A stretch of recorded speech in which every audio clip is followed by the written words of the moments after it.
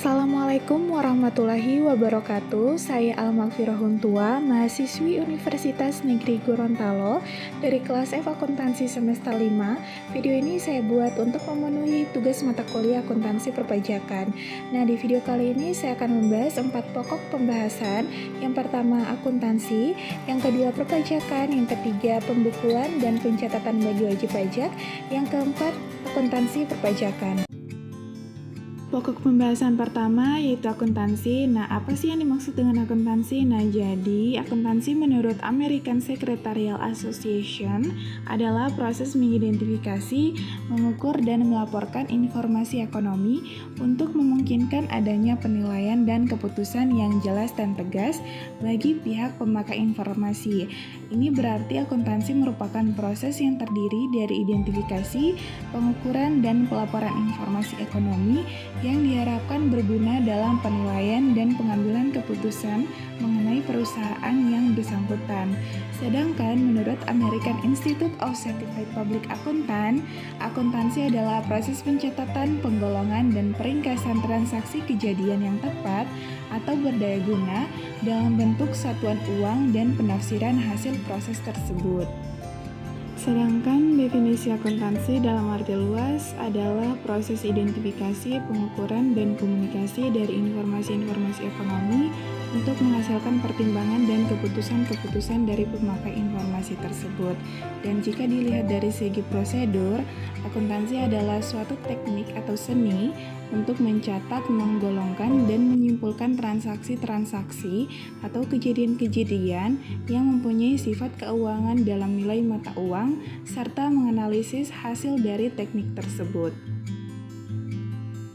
Selanjutnya, aset, kewajiban, dan ekuitas. Aset di sini merupakan sumber daya yang dikuasai oleh perusahaan sebagai akibat dari peristiwa masa lalu dan mempunyai manfaat ekonomi masa depan yang diharapkan akan diperoleh perusahaan.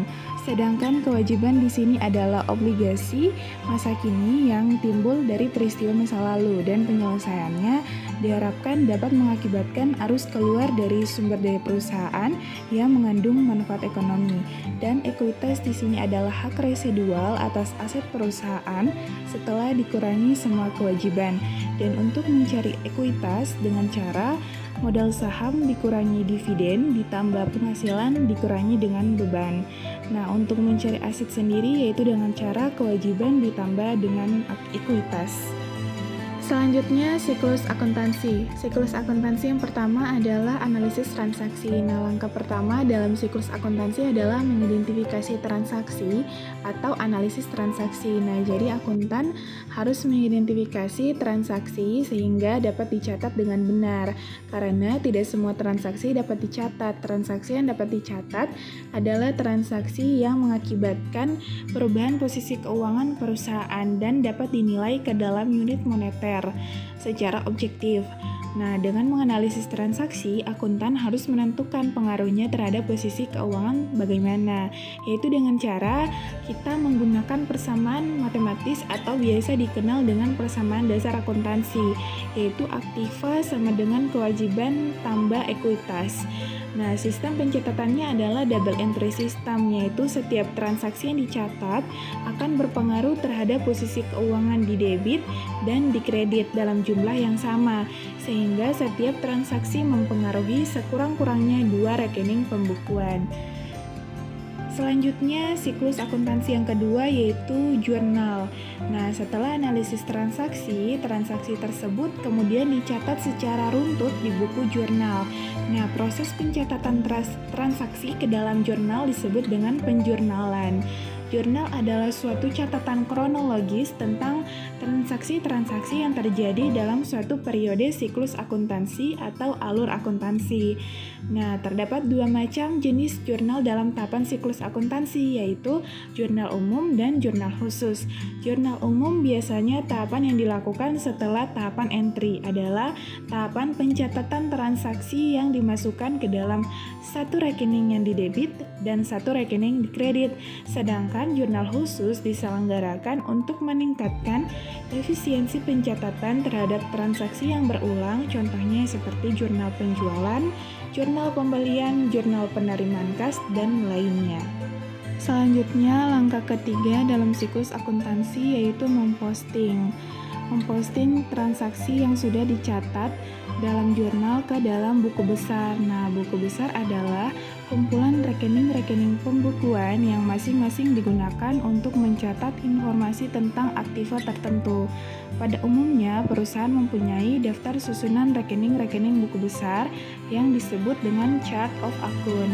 Nah, masing-masing rekening biasanya diberi nomor kode untuk memudahkan dalam mengidentifikasi dan membuat cross-reference dengan pencatatan transaksi di dalam jurnal. Selanjutnya, neraca saldo sebelum penyesuaian. Nah, langkah keempat dalam siklus akuntansi yaitu penyusunan neraca saldo. Nah, neraca saldo adalah daftar saldo rekening-rekening buku besar pada periode tertentu. Nah, cara membuat neraca saldo yaitu dengan memindahkan saldo akhir yang ada di buku besar ke dalam neraca saldo untuk disatukan. Nah, hasil akhir saldo pada neraca saldo harus sama jumlahnya. Jika jumlah saldo debit tidak sama dengan jumlah yang ada di kredit, maka dikatakan bahwa neraca saldo tersebut tidak seimbang karena masih ada kesalahan. Nah, jika demikian, maka akuntan harus mencari kesalahan yang terjadi sebelum laporan disusun. Selanjutnya, jurnal penyesuaian. Langkah kelima dalam siklus akuntansi yaitu penyusunan jurnal penyesuaian. Nah, jika pada akhir periode siklus akuntansi terdapat transaksi yang belum dicatat atau ada transaksi yang salah atau perlu disesuaikan, maka dicatat dalam jurnal penyesuaian.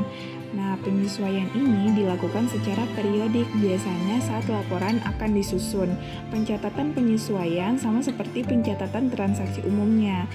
Nah, jadi pada transaksi penyesuaian ini dicatat pada jurnal penyesuaian, kemudian dibukukan ke dalam buku besarnya. Setelah itu, saldo yang ada di buku besar siap disajikan dalam laporan keuangan. Dengan kata lain, hasil akhir proses akuntansi adalah laporan keuangan yang disusun secara akrual basis.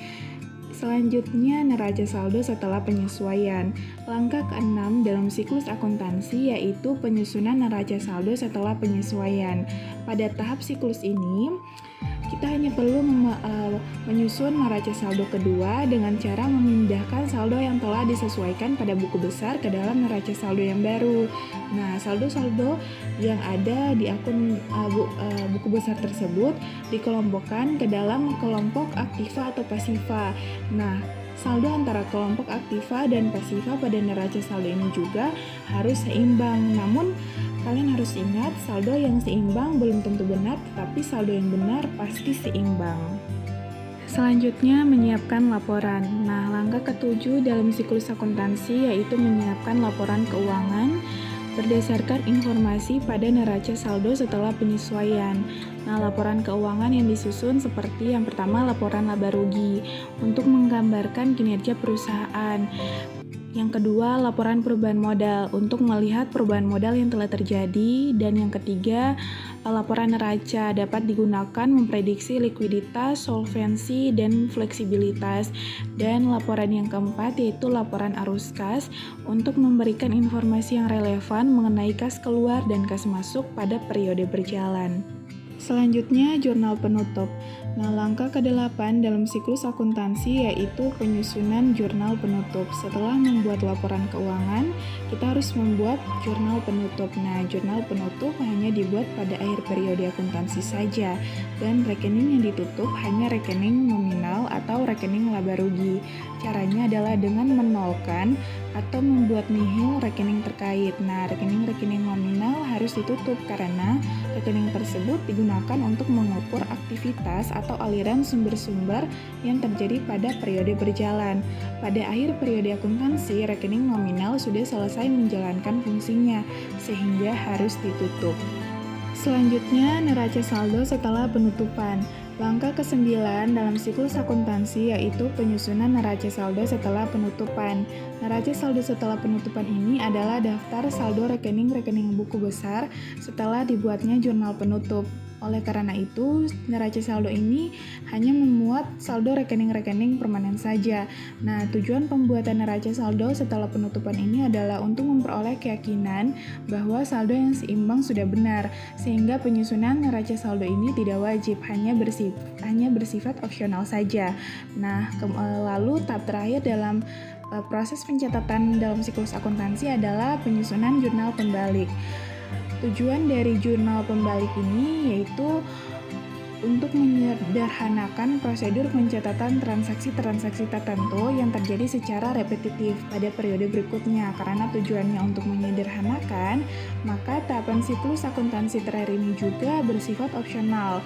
Nah, jurnal pembalik biasanya dibuat pada awal periode berikutnya. Caranya dengan membuat jurnal pembalik dari jurnal penyesuaian yang telah dibuat. Dengan kata lain, membalikkan akun yang telah dibuat pada jurnal penyesuaian dari yang awalnya debit menjadi kredit dan dari yang awalnya kredit menjadi debit. Selanjutnya, laporan keuangan dalam akuntansi. Nah, laporan keuangan yang pertama yaitu laporan laba rugi. Laporan laba rugi di sini adalah laporan yang menyajikan penghasilan dan beban entitas untuk suatu periode yang merupakan kinerja keuangannya. Laporan keuangan yang kedua yaitu laporan perubahan ekuitas. Laporan perubahan ekuitas ini adalah laporan yang menunjukkan perubahan ekuitas pemilik yang terjadi selama periode waktu tertentu. Dan laporan keuangan yang ketiga yaitu laporan neraca. Nah, laporan neraca ini informasi yang menyajikan aset, kewajiban, dan ekuitas suatu entitas pada tanggal tertentu. Nah, selanjutnya laporan keuangan, laporan arus kas. Nah, laporan yang menyajikan informasi perubahan historis atas kas dan setara kas entitas yang menunjukkan secara terpisah perubahan yang terjadi selama satu periode dari aktivitas operasi, investasi, dan pendanaan. Nah, laporan keuangan yang terakhir yaitu catatan atas laporan keuangan. Nah, catatan atas laporan keuangan ini berisi informasi sebagai tambahan informasi yang disajikan dalam laporan keuangan. Jadi memberikan penjelasan naratif atau rincian jumlah yang disajikan dalam laporan keuangan dan informasi pos-pos yang tidak memenuhi kriteria pengakuan dalam laporan keuangan. Selanjutnya, penyajian laporan keuangan. Nah, berikut ini adalah karakteristik dari penyajian laporan keuangan. Yang pertama yaitu wajar, artinya penyajiannya secara wajar dan berdasarkan kepatuhan terhadap SAK. Yang kedua, kelangsungan usaha, artinya laporan keuangan disusun berdasarkan asumsi kelangsungan usaha, mengungkapkan fakta jika terjadi pelanggaran asumsi. Yang ketiga yaitu frekuensi pelaporan, artinya laporan yang disediakan frekuensinya sama yaitu tahunan. Yang keempat, konsistensi, artinya penyajian dan klasifikasinya itu bersifat konsisten. Dan yang kelima, komparatatif. Komparatatif adalah informasi yang disediakan bersifat informasi komparatif dari periode sebelumnya. Yang keenam, materialitas. Yang ketujuh, lengkap. Yang kedelapan, identifikasi. Selanjutnya kita masuk ke pokok pembahasan yang kedua yaitu perpajakan. Yang pertama, definisi pajak. Menurut Prof. Dr. Rohmat Sumitro, pajak adalah iuran rakyat kepada kas negara berdasarkan undang-undang atau yang dapat dipaksakan dengan tidak mendapat jasa timbal atau kontraprestasi yang langsung dapat ditunjukkan dan yang digunakan untuk membayar pengeluaran umum. Sedangkan menurut Prof. Dr. P.J. A. Adriani, pajak adalah iuran kepada negara atau dapat dipaksakan yang terutang oleh yang wajib membayarnya menurut peraturan dengan tidak mendapat prestasi kembali yang langsung dapat ditunjuk dan gunanya adalah untuk membiayai pengeluaran-pengeluaran umum berhubungan dengan tugas negara untuk menyelenggarakan pemerintahan. Sedangkan menurut M.R. Dr. N.J. Feldman, pajak adalah prestasi yang dilaksanakan oleh dan terutang kepada pengusaha atau menurut norma-norma yang ditetapkannya secara umum tanpa adanya kontraprestasi dan semata-mata digunakan untuk menutup pengeluaran-pengeluaran umum. Kesimpulannya, pajak yaitu dipungut berdasarkan undang-undang, tidak menunjukkan adanya kontraprestasi, dipungut negara baik pemerintah pusat dan daerah, diperuntukkan pengeluaran pemerintah dan mempunyai tujuan lain atau reguler. Selanjutnya, Jenis pajak menurut sifat dibedakan menjadi dua, pajak langsung dan pajak tidak langsung. Nah, pajak langsung yaitu pajak yang pembebannya tidak dapat dilimpahkan oleh pihak lain dan menjadi beban langsung wajib pajak yang bersangkutan. Contohnya pajak penghasilan. Sedangkan pajak tidak langsung adalah pajak yang pembebanannya dapat dilimpahkan kepada pihak lain. Contohnya pajak pertambahan nilai dan pajak penjualan barang mewah. Selanjutnya, jenis pajak menurut sasaran atau objeknya dibedakan menjadi dua, yaitu pajak subjektif dan pajak objektif.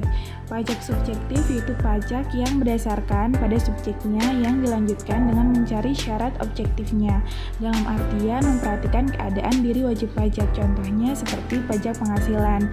Sedangkan pajak objektif adalah pajak yang berdasarkan pada objek tanpa memperhatikan keadaan diri wajib pajak, contohnya seperti pajak pertambahan nilai, pajak penjualan barang mewah, pajak bumi dan bangunan, dan bea materai.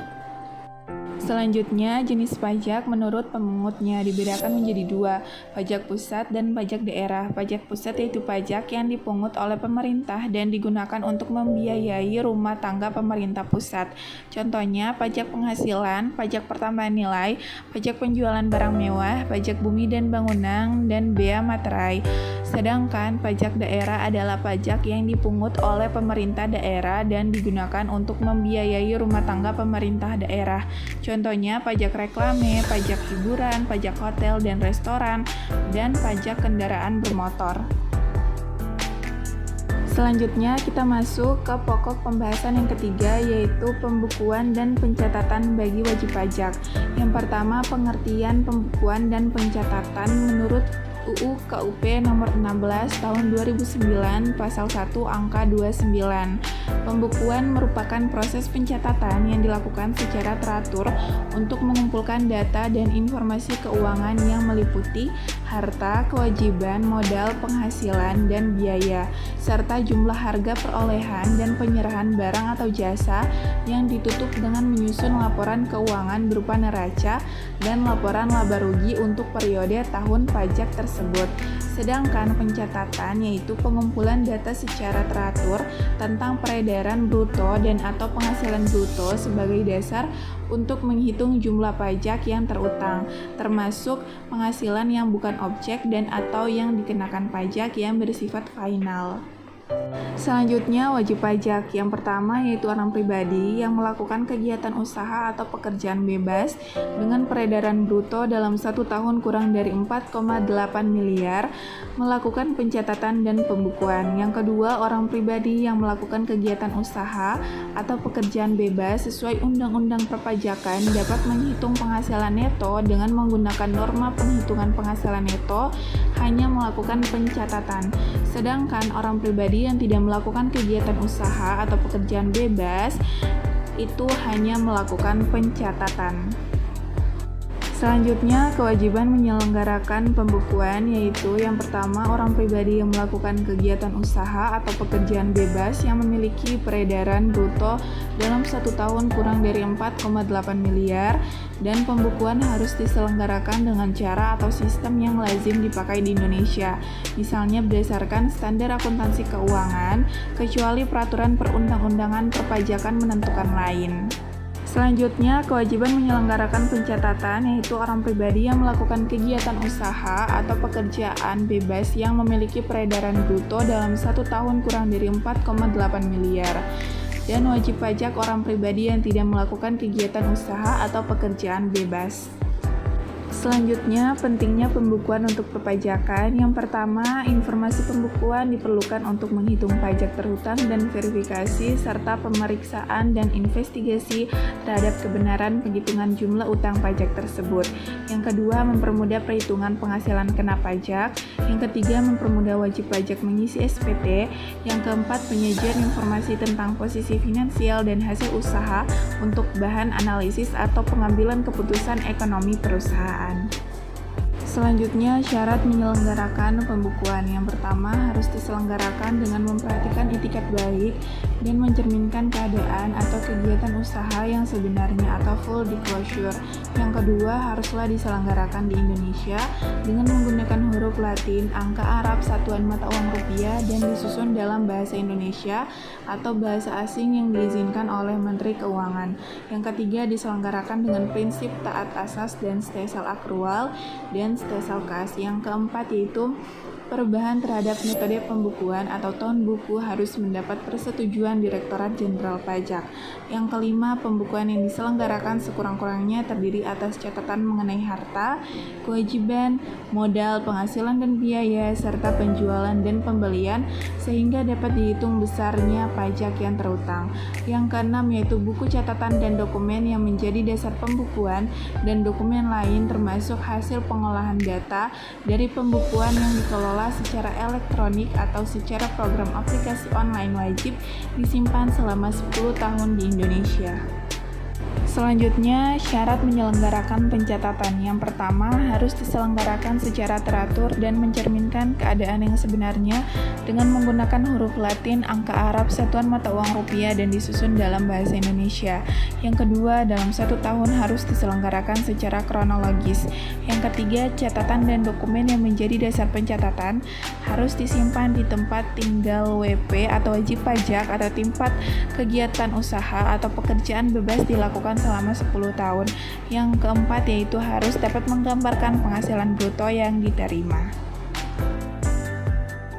Selanjutnya kita masuk ke pokok pembahasan yang keempat yaitu akuntansi perpajakan. Yang pertama, perbedaan akuntansi dan pajak. Nah, akuntansi yaitu sistem informasi yang menghasilkan laporan kepada pihak-pihak yang berkepentingan mengenai aktivitas ekonomi dan kondisi perusahaan.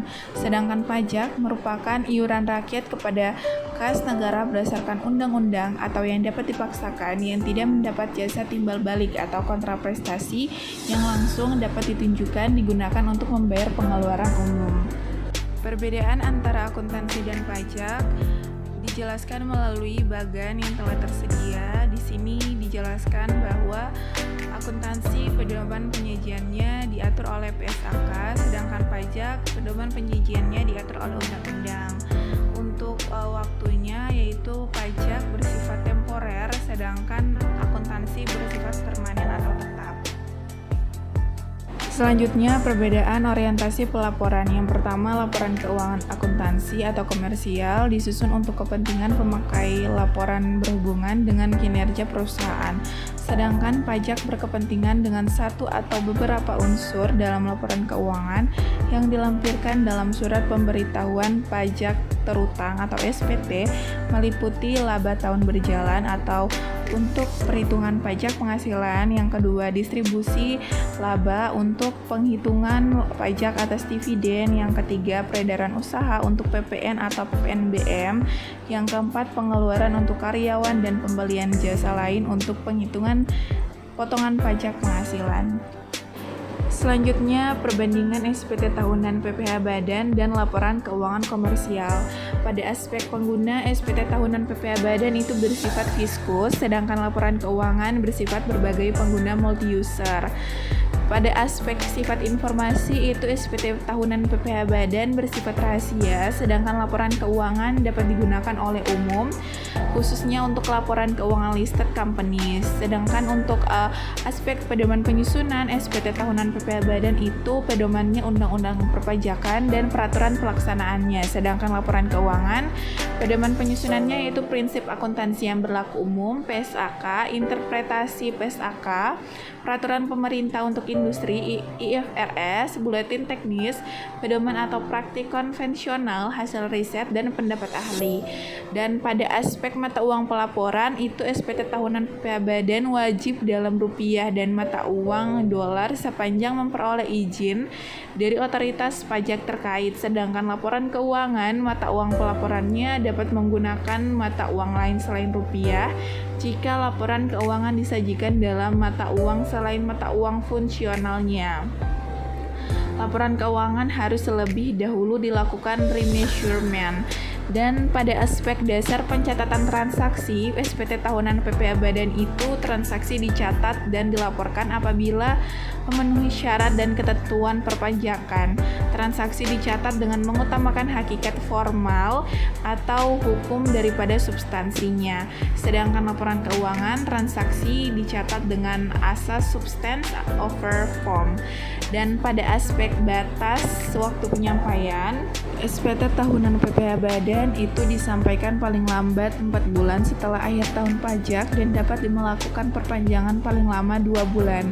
Sedangkan laporan keuangan, batas waktu penyampaiannya itu berdasarkan pasal 66 ayat 1 Undang-Undang Nomor 40 Tahun 2007, perseroan terbatas direksi menyampaikan laporan tahunan kepada RUPS setelah ditelaah oleh Dewan Komisaris dalam jangka waktu 6 bulan setelah tahun buku perseroan berakhir. Selanjutnya, ciri kualitatif laporan keuangan pajak. Yang pertama, dapat dipahami oleh petugas atau pemeriksa pajak. Yang kedua, sensitivitas informasi bukan materialitas. Yang ketiga, laporan keuangan fiskal disajikan secara jujur dengan itikat baik.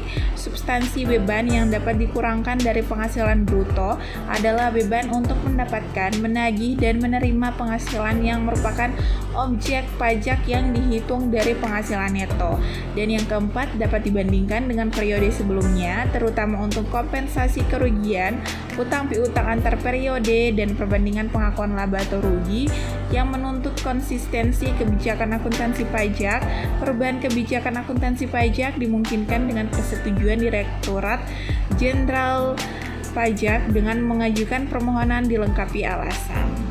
Selanjutnya, pengertian akuntansi perpajakan. Nah, akuntansi merupakan sistem informasi yang menyediakan laporan bagi para pihak pengambil keputusan atau stakeholder.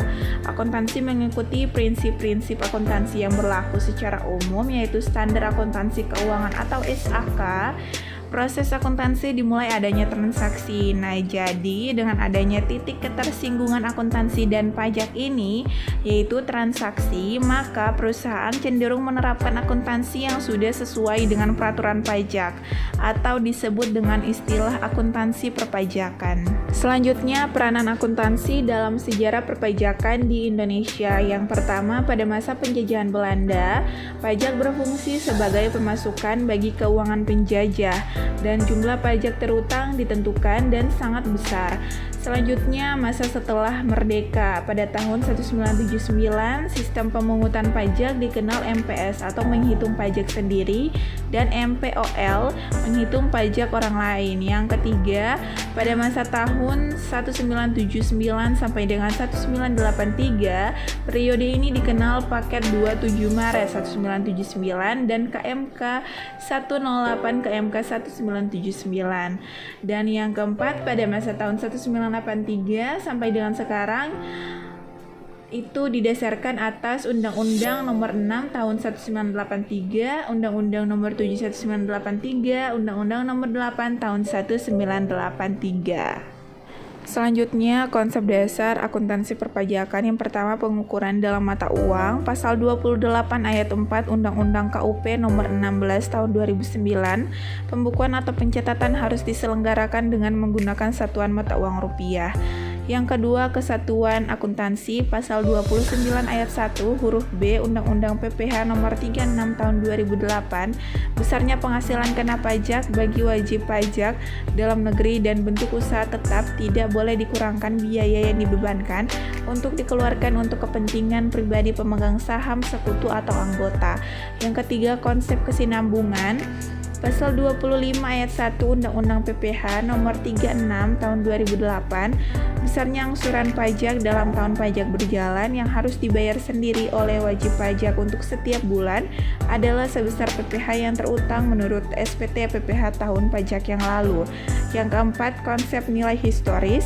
Pasal 10 ayat 6 Undang-Undang PPh Nomor 36 Tahun 2008, persediaan dan pemakaian persediaan untuk perhitungan harga pokok dinilai berdasarkan harga perolehan yang dilakukan secara rata-rata atau dengan cara mendahulukan persediaan yang diperoleh.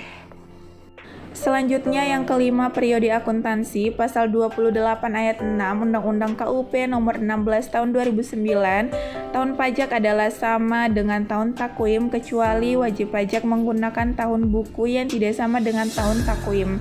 Yang keenam, konsep taat asas, pasal 28 ayat 5 Undang-Undang KUP nomor 16 tahun 2009, pembukuan diselenggarakan dengan prinsip taat asas. Yang ketujuh, konsep materialitas, pasal 9 ayat 2 Undang-Undang PPH nomor 36 tahun 2008, pengeluaran untuk mendapatkan, menagih, dan memelihara penghasilan yang mempunyai masa manfaat lebih dari 1 tahun tidak dibolehkan untuk dibebankan sekaligus, melainkan dibebankan melalui penyusutan atau amortisasi sebagaimana dimaksudkan dalam pasal 11 atau pasal 11A.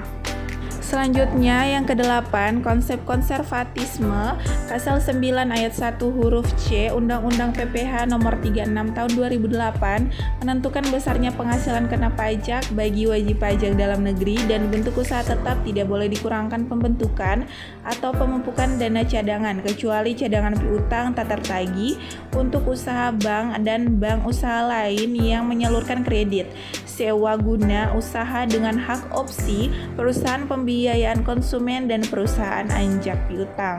Yang kesembilan, konsep realisasi, Pasal 4 ayat 1 Undang-Undang PPH nomor 36 tahun 2008 yang menjadi objek pajak adalah penghasilan, yaitu setiap tambahan kemampuan ekonomis yang diterima atau cash basic atau yang diperoleh accrual basic wajib pajak baik yang berasal dari Indonesia maupun dari luar Indonesia yang dapat dipakai untuk konsumsi atau untuk menambah kekayaan wajib pajak yang bersangkutan dengan nama dana dalam bentuk apapun.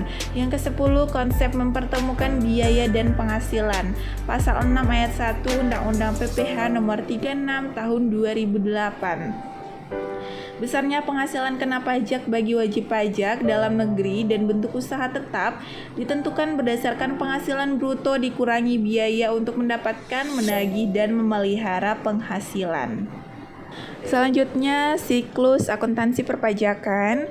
Langkah pertama diawali dengan adanya bukti transaksi kena pajak atau transaksi tidak kena pajak. Kemudian dilanjutkan dengan penjurnalan, kemudian memposting ke buku besar atau buku besar pembantu, kemudian penyusunan neraca saldo, kemudian penyusunan jurnal penyesuaian, kemudian penyusunan neraca lajur, kemudian neraca saldo setelah penyesuaian, kemudian penyusunan laporan keuangan dan SPT pajak massa, kemudian rekonsiliasi fiskal, kemudian penyusunan pajak tahunan badan, kemudian penyusunan jurnal penutup, kemudian penyusunan neraca saldo setelah penutupan, kemudian jurnal penyesuaian kembali, kemudian neraca saldo awal periode. Selanjutnya, akun-akun apa saja yang terdapat dalam akuntansi perpajakan? Yang pertama, dalam laporan neraca, pada sisi aset terdapat pajak dibayar di muka, PPh 22, PPh 23, PPh 24, PPh 25, dan PPh 28A bila ada, PPh atas pengalihan hak atas tanah dan bangunan, dan pajak masukan. Sedangkan pada sisi kewajiban terdapat utang pajak, PPh 21, PPh 23, PPh 26, PPh 29, dan pajak keluaran. Dan pada laporan laba rugi terdapat beban pajak penghasilan dan pajak bumi dan bangunan, masukan yang tidak dapat dikreditkan, dan bea materai dicatat sebagai beban operasional. Selanjutnya, alasan mengapa akuntansi perpajakan begitu penting. Karena akuntansi perpajakan sangatlah penting karena menekankan perlunya pemahaman perpajakan yang baik oleh wajib pajak, terutama wajib pajak badan, agar jangan sampai terjadi kesalahan dalam perhitungan pajaknya, karena dapat saja sewaktu-waktu dilakukan pemeriksaan pajak oleh aparat pajak atau fiskus. Dan akuntansi perpajakan juga penting untuk wajib pajak dalam melakukan perencanaan pajak. Sekian penjelasan materi dari saya. Semoga video ini bisa bermanfaat bagi kita semua. Lebih dan kurangnya saya mohon maaf. Wabillahi taufiq wal hidayah. Wassalamualaikum warahmatullahi wabarakatuh.